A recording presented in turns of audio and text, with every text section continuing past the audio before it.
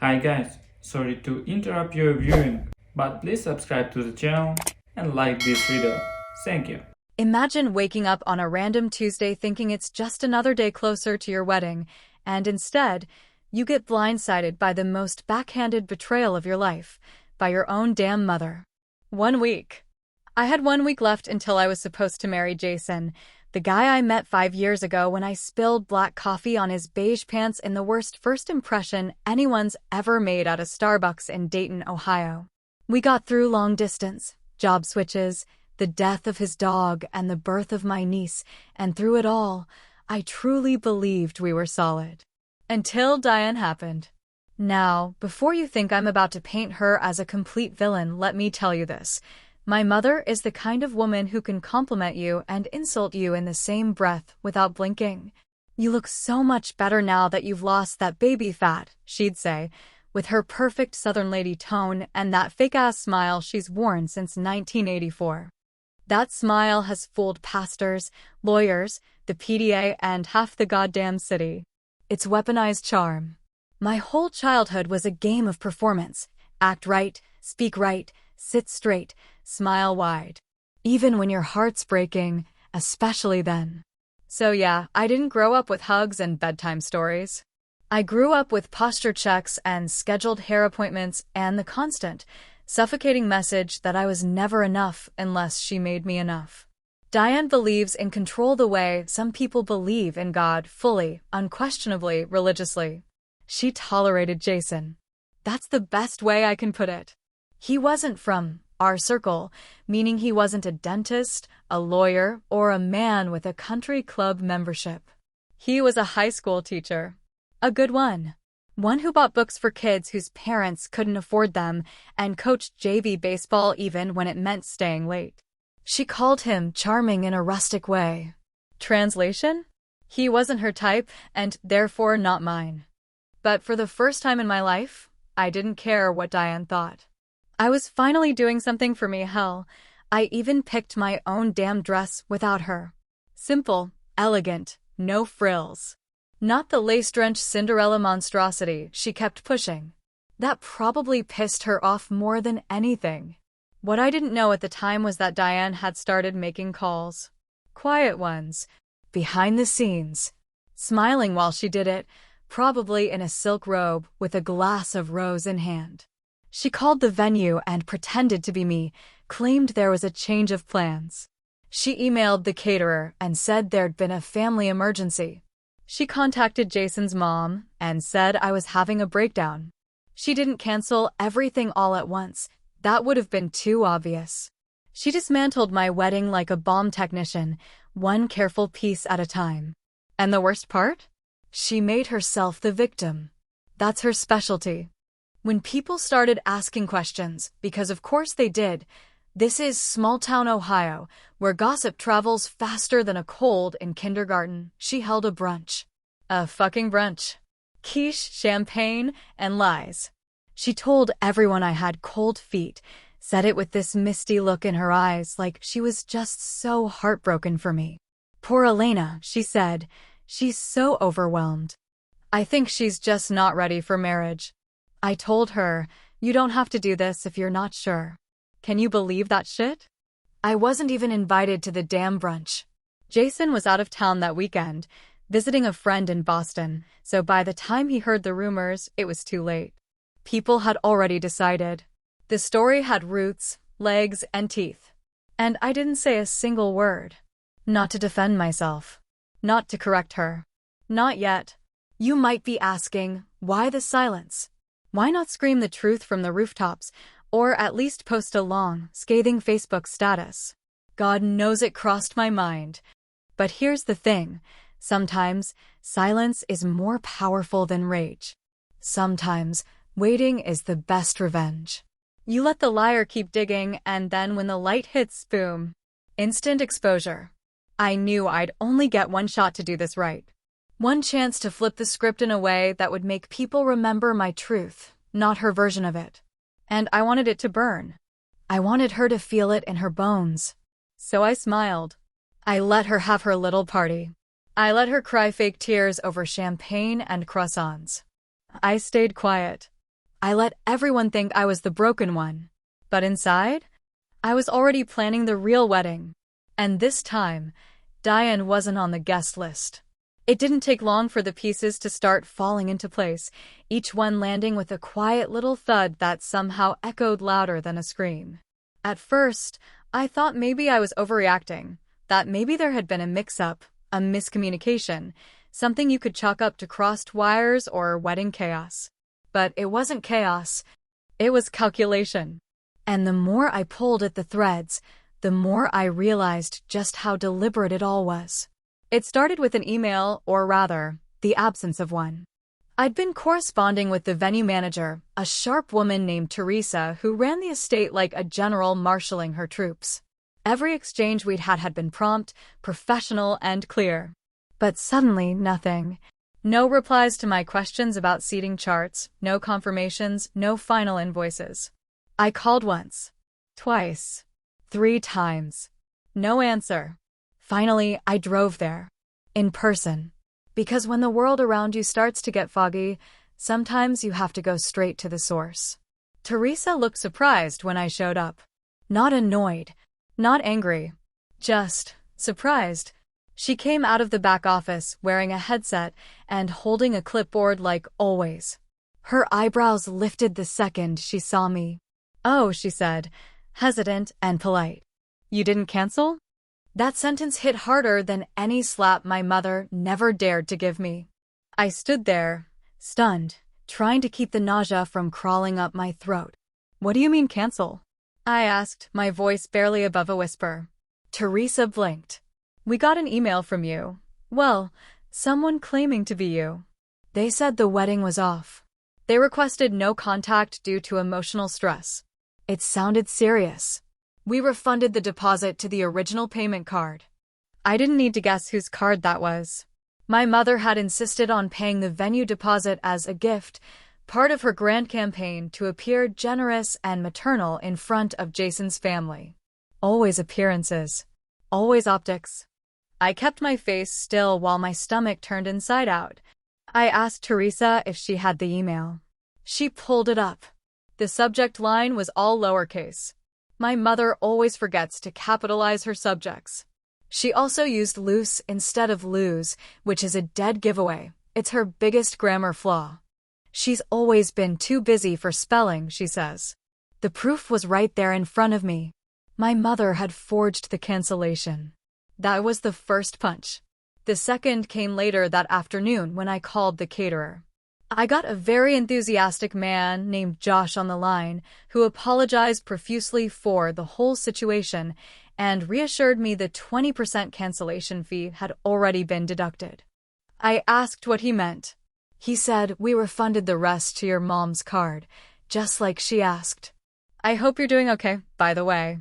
Cold feet happens to a lot of brides. You're not alone. That's when I knew she hadn't stopped with emails. She was crafting a narrative, an image of me as fragile, unstable, indecisive. And it was working. Because she's been rehearsing that role my whole life. If Diane is anything, she's a method actor in pearls. What I didn't expect, what really drove the knife in deeper, was what she told Jason's family. I found out 2 days later when his sister Anna messaged me, trying to be gentle, trying not to sound judgmental. "Hey. I just wanted to say I hope you're okay," she wrote.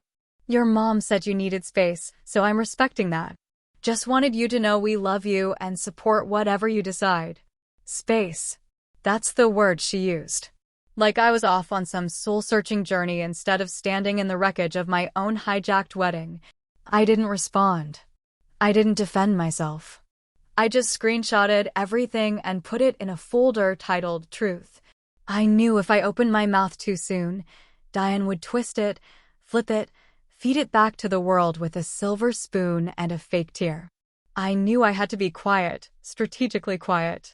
Then, the icing on the cake came from a neighbor who spotted Diane leaving a bridal boutique. Not a coincidence. She was there planning a celebration, a post-wedding reception for close friends and family. That's what she told them. To honor what should have been, she said. I guess in her mind, A canceled wedding was a better excuse to throw a party than a graduation or a promotion. Never waste a moment to be the center of attention. But here's the kicker, and it's so dumb I almost laughed. The venue Diane booked could only hold 75 people. But somehow she invited 120 and expected no one to notice. I guess she thought 75 and 120 were basically the same number. That's how far gone she was, so caught up in her own fantasy that even basic math didn't matter anymore. I sat back. I let her dig. I let her decorate and plan and print little menu cards with fake initials and pastel roses. I let her shine in her delusion. Because I wasn't going to stop her. I was going to outshine her. And I already had the perfect plan. When I disappeared, I didn't leave a trace, no cryptic quotes on Instagram, no vague tweets, no angry texts sent in the middle of the night begging people to believe me or take my side, because the truth is, I didn't want sympathy and I sure as hell didn't need validation.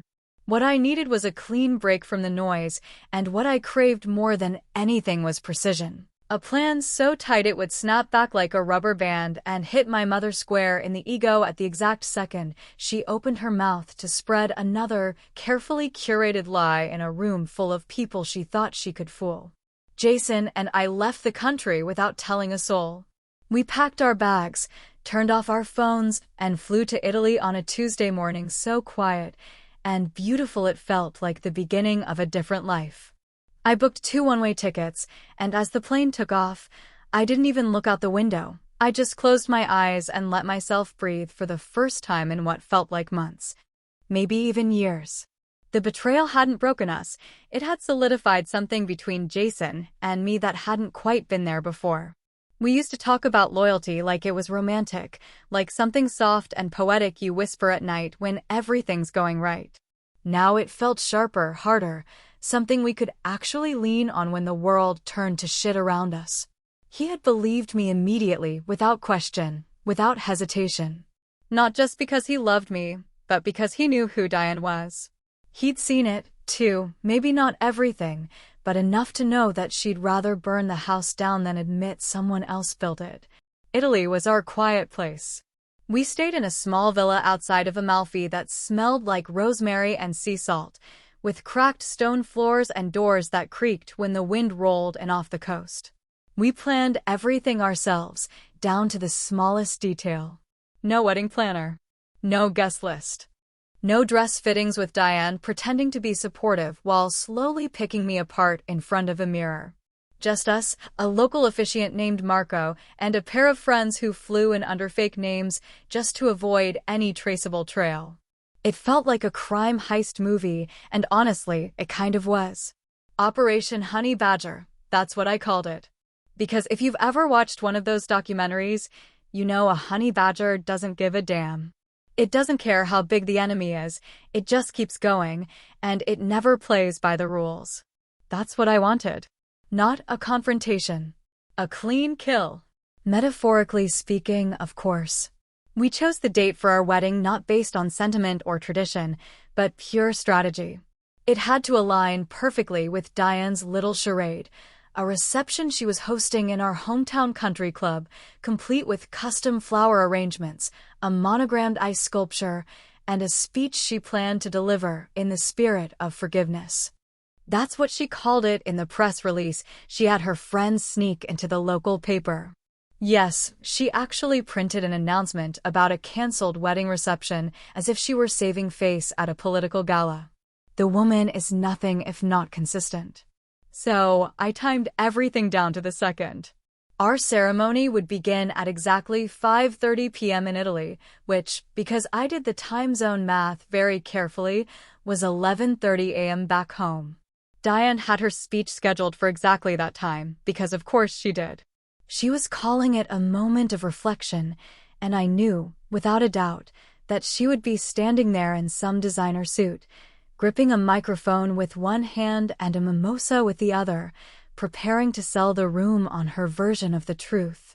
But here's where it gets good. I didn't just plan a wedding. I planned a performance.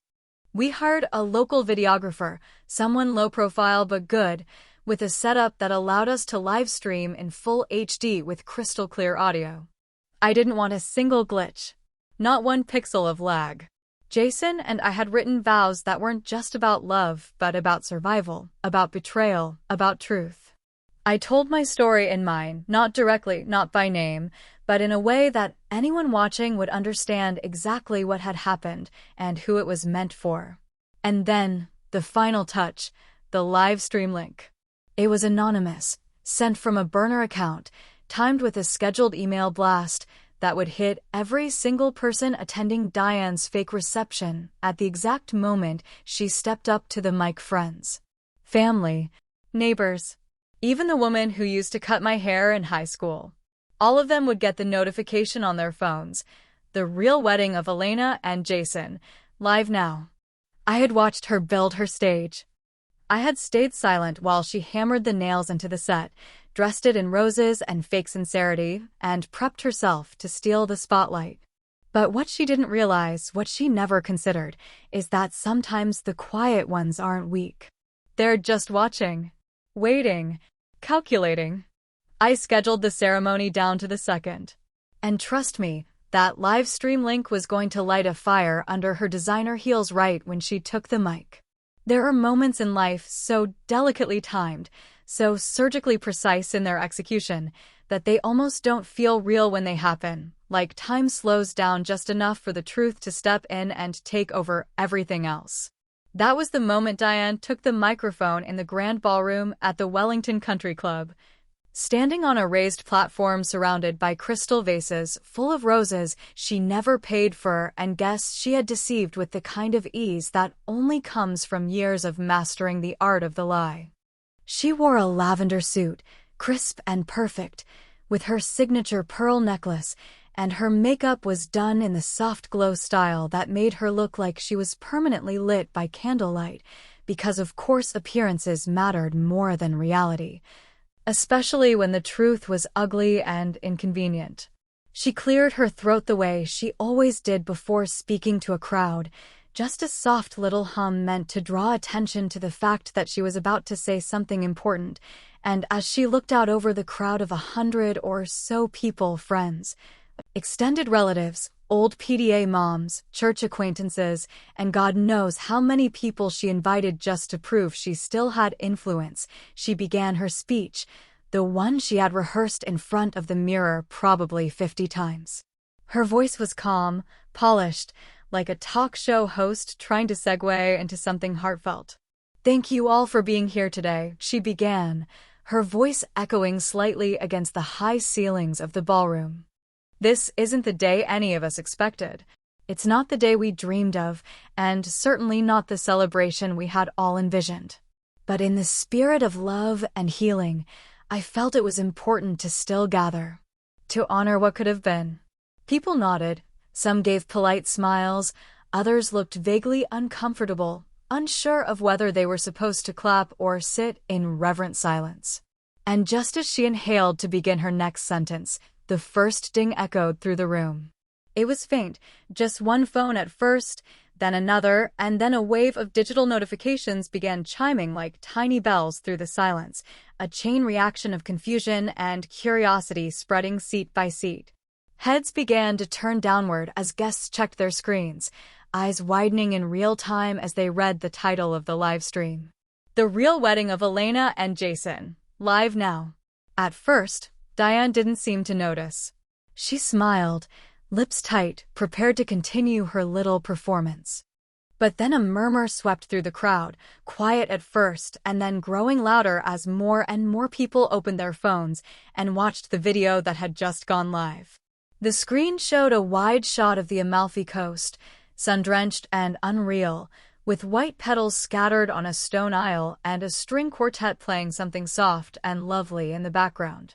The camera then zoomed in slowly as I walked into frame, wearing a simple white dress, the kind that didn't need approval or applause. Just me, walking slowly, hand in hand with Jason, toward a tiny floral archway with the Mediterranean sparkling behind us. Diane's face changed in increments, like watching a storm creep across the sky. First confusion. Then dawning realization. Then something else, fear, maybe, or rage, or that specific brand of humiliation that only truly hits when a lie gets pulled apart in front of an audience. Someone near the front row gasped, and someone else whispered, "Is that Liv?" The answer came a moment later when my voice filled the ballroom speakers as clearly as if I were standing there next to her. "This is my wedding," I said into the camera, my voice calm, steady, unafraid. Not the fake one my mother canceled. Not the pity party she's throwing right now. This is real love. And if you're at that country club, you're at the wrong party. There was no music behind my words, no slideshow of childhood photos or emotional piano track. Just truth, raw and deliberate, cutting through the layers of Diane's carefully fabricated world like a knife through fondant. Some guests looked horrified, others shocked, and a few, just a few, looked like they'd finally seen something they'd always suspected but never dared to believe. One woman stood up and walked out without saying a word, shaking her head. A man near the back chuckled under his breath and muttered, "Well, damn." A few phones turned to record her reaction. Diane didn't speak. She didn't even try to take back the mic. She just stood there, mouth slightly open, fingers clutching the podium like it might float her out of the room. Someone reached out to help her down from the stage, but she waved them off, turned around slowly, and this is the part that stuck with people, she dropped the microphone. Like, literally. Let it fall from her hand with a loud clunk that echoed through the stunned silence of 100 people watching her world collapse in high definition. She didn't finish her sentence. She didn't even try. And maybe that was the smartest thing she could have done in that moment, because anything she said would have only dug the hole deeper. The truth had already spoken. And it was beautiful. Back in Italy, Jason squeezed my hand as we said our vows, and I never once looked at the camera again. That moment wasn't for her. It wasn't even for the crowd back home. It was for me. But I knew deep down that I had just burned the house Diane built down to the foundation, and not a single drop of water in that ballroom was going to put it out. They say silence is golden, but sometimes silence is just the sound that follows after the explosion has already gone off, and there's nothing left to do but walk through the smoke and sort through the wreckage. That's exactly what the aftermath felt like, me, alone in a villa on the Amalfi Coast, barefoot and holding a half glass of wine, staring at the sea while the world spun itself into a frenzy thousands of miles away. The reception Diane hosted, the fake one, the show died before dessert. Half the guests left immediately after my voice came over their phones. Some left mid-bite, still holding forks, too stunned or too embarrassed to finish the salmon or listen to another minute of the lies they'd bought into so easily. I heard from someone, I won't say who, but let's just say they're no longer on Diane's Christmas card list, that she tried to salvage the moment by pretending it was some kind of cruel joke, claiming the video was old or doctored or probably AI. Because that's the newest excuse people use when they're desperate to avoid accountability.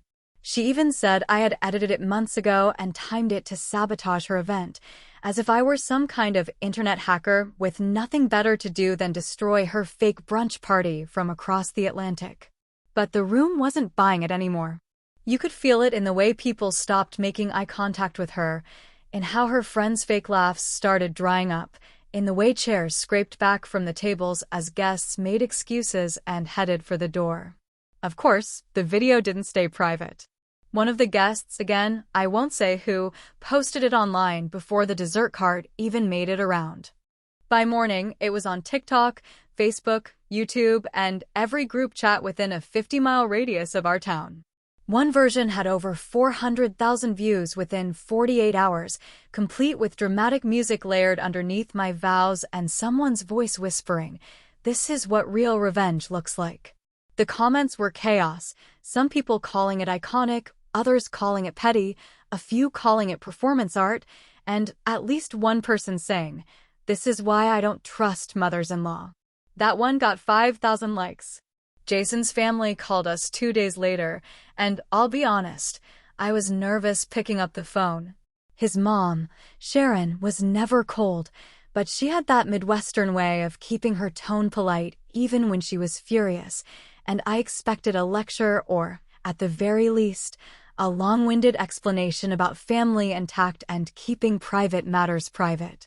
But instead, she just sighed and said, "I wish you'd told us. We would have believed you." We know what she's like now. It was like something knotted inside my chest. Jason spoke to her for almost an hour after that, just catching up, like nothing had exploded across our lives except it had, and somehow the fallout was settling in a way I hadn't expected. But not everyone was kind. I got messages from people I hadn't spoken to in years, some of them just wanting gossip, others accusing me of being cruel, of humiliating my mother, of choosing spectacle over grace. One woman, who once told me I should smile more at church, sent a 3-paragraph essay about forgiveness and how airing dirty laundry would curse the marriage. I didn't respond to her. I didn't respond to most of them, to be honest, because they weren't really asking questions. They were just uncomfortable with the fact that I didn't play the quiet daughter, that I didn't let the lie stand just to keep things tidy. The truth is, I don't regret what I did. I've asked myself that question more times than I can count, lying in bed with the sea breeze coming through the shutters, my phone glowing beside me with another 10 unread messages, some full of congratulations, others full of accusations. Was it too much? Maybe. But sometimes too much is exactly what it takes to wake people up. Sometimes fire is the only thing that leaves a mark deep enough for people to stop pretending they didn't see what was happening all along. Jason and I stayed in Italy for another 2 weeks. We didn't rush back. We didn't check in. We lived like we were completely off the grid, even though the world kept trying to pull us back in. And every evening, just before sunset, I walked out to the edge of the cliffs near our villa, barefoot on the warm stone, and stared out at the horizon where the sea met the sky. And I remembered how small I used to feel under Diane's shadow. How every decision I made growing up had to be filtered through her lens of respectability and performance and appearances. How I'd shrink myself just to keep the peace, just to be the good daughter she could parade in front of her friends like a trophy. But now I felt big. Bigger than I ever had. And a little bit haunted, too, not by what I'd done, but by the silence that followed it. Diane hasn't called. Not once. Not a text. Not a voicemail. Not a forwarded email trying to explain herself or gaslight me into thinking I misunderstood her actions. Nothing. And that silence? It's louder than anything she's ever said. Maybe that's the real funeral that happened that day. Not the one for the canceled wedding, not the one for her fake reception, but the quiet burial of whatever tie still existed between us. Whatever rope she used to tug at me with, the one I'd kept tied around my neck out of habit and guilt and love, I cut it. I watched it fall. I don't know if I'll ever hear from her again. Maybe that's the real funeral that happened that day. And maybe that's okay.